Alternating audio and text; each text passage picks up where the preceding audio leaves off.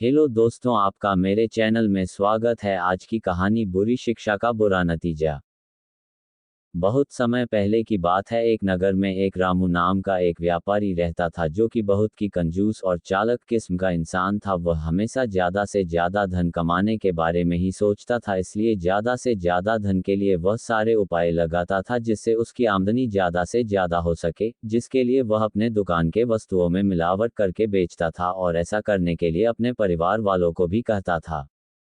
और जब भी मिलावट करके वह वस्तुओं को बेचता था तो कभी कभी उसका बेटा, जिसका नाम श्याम था, वह पूछता भी था कि पिताजी, आप सभी चीजों में मिलावट करके क्यों बेचते हैं। तो रामू कहता था कि यदि वह लोगों को शुद्ध चीजें बेचेगा तो ज्यादा शुद्ध चीजों से लोगों के नुकसान हो सकता है और सेहत भी बिगड़ सकती है। शुद्ध चीजें लोगों के स्वास्थ्य के लिए हानिकारक होता है, इसलिए लोगों के सेहत का ख्याल करके वह मिलावट करके चीजों को बेचता था और इस तरह अपने बेटे और अपने परिवार वालों को भी ऐसा करने के लिए प्रोत्साहित करता था। और तो मिलावट का काम अपने बेटे श्याम को भी सिखा दिया था, जिससे अक्सर उसके दुकान में लोगों के मिलावट की शिकायतें भी आती रहती थी, जिससे श्याम सोच में पड़ जाता था कि पिताजी तो शुद्ध चीजें खाने से सेहत के लिए हानिकारक है, लेकिन इसके उल्टा लोग शिकायत ही करने आते हैं। और वह अक्सर देखता था कि पिताजी घर के लिए जो वस्तुएं निकालते थे उसमें तो कोई मिलावट नहीं करते थे, जिससे श्याम चुपके से घर के वस्तुओं में मिलावट कर देता था, जिससे यह बात किसी को पता नहीं चलता था। लेकिन रामू जब खाने बैठता था तो उसको यह एहसास जरूर हो जाता था कि घर के खाने के वस्तुओं में मिलावट हुई है, लेकिन खुद पर विश्वास होने के कारण रामू मिलावट की बात किसी से कह नहीं पाता था।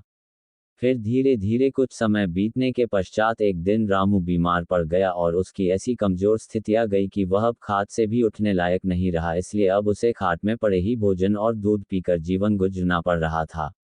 और इस तरह दूध, भोजन आदि श्याम अपने पिताजी को दिया करता था। उसे ख्याल आता था कि पिताजी ने कहा कि शुद्ध चीजें खाने से बीमार पड़ सकते हैं, इसलिए वह जब भी दूध आदि देता था तो शुद्धता होने वाले नुकसान को ध्यान में रखते हुए वह आधा दूध खुद पीकर बाकी में पानी में मिलाकर पिताजी को दिया करता था, जिस कारण से रामू को भी आभास होता था कि दूध में पानी की मिलावट है, लेकिन घर का दूध होने के कारण उसे मिलावट होने की स्थिति पर शक नहीं होता था। लेकिन उसकी दिन प्रतिदिन कमजोरी बढ़ती ही रही थी, तो उसे शक होने लगा था कि हो ना हो दूध में मिलावट जरूर हो रहा है। तो इसी बात का पता लगाने के लिए एक दिन चुपके से अपने श्याम पर ध्यान देने लगा, तो देखा कि उसका बेटा दूध लाने से पहले खुद ही आधा दूध पीकर बाकी में पानी मिलाकर ला रहा है। रामू ये स्थिति देखकर दंग रह गया था। उसे अपने बेटे को ऐसा करते हुए देखकर विश्वास नहीं हो रहा था, लेकिन फिर भी हैरान था। इतने में श्याम दूध लेकर अपने पिताजी के पास आ गया, तो रामू ने तुरंत पूछ लिया, जो तुम मुझे दूध लाते हो उसमें पानी क्यों मिलाते हो? क्या तुम्हें पीने के लिए घर में और दूध नहीं है क्या? पिताजी से यह प्रश्न सुनकर श्याम बोला, पिताजी, आप ही तो कहते हैं कि शुद्ध चीजें खाने पीने से सेहत के हानिकारक होता है, इसका बुरा असर होता है, इसलिए माँ तो दूध में पानी तो नहीं मिलाती थी, लेकिन मैंने आपके सेहत के सुधार के लिए दूध में पानी मिलाकर देता था, ताकि आपके सेहत पर इस शुद्ध दूध से कोई नुकसान नहीं पहुँचे, जिस कारण से आपकी बीमारी और भी ना बढ़ जाए, इसलिए मैं ऐसा करता हूँ। श्याम की बातें सुनकर अब रामू को अपने गलती का एहसास हो चुका था कि उसने अपने बेटे और अपने घर वालों को गलत शिक्षा दिया है, जिससे दुष्परिणाम आज उसे खुद उठाना पड़ रहा है। अगर वह सही शिक्षा दिया होता तो उसे मिलावट की चीजों को खाना ही पड़ता, जिससे वह इतना भयंकर तरीके से बीमार तो नहीं पड़ता। लेकिन अब क्या, अब तो देर हो चुकी थी, जो होना था हो चुका था। अब तो सिर्फ पछतावे और गलती को सुधार कर ही सही से जीवन व्यतीत कर सकता था।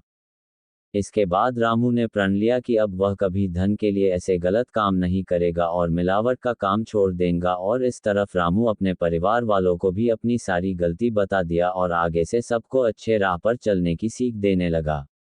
इस तरह रामू खुद को अच्छाई करने का शिक्षा दे दिया था। कहानी से शिक्षा। इस कहानी से यही पता चलता है कि रामू ने जो गलत रास्ता अपनाया था उसका बुरा असर खुद के बिगड़े सेहत और बीमारी के रूप में मिल चुका था। फिर उसने अपनी गलती का पश्चाताप करते हुए कभी भी मिलावट करने की शिक्षा पा चुका था और इस सही शिक्षा को अपने घर वालों को भी दिया।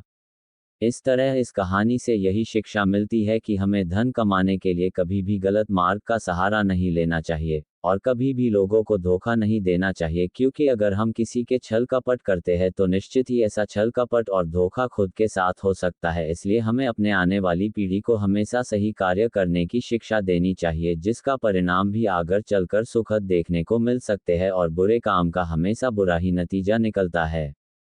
अगर आज की कहानी आपको अच्छी लगी हो तो मेरे चैनल को सब्सक्राइब करें और लाइक शेयर करें।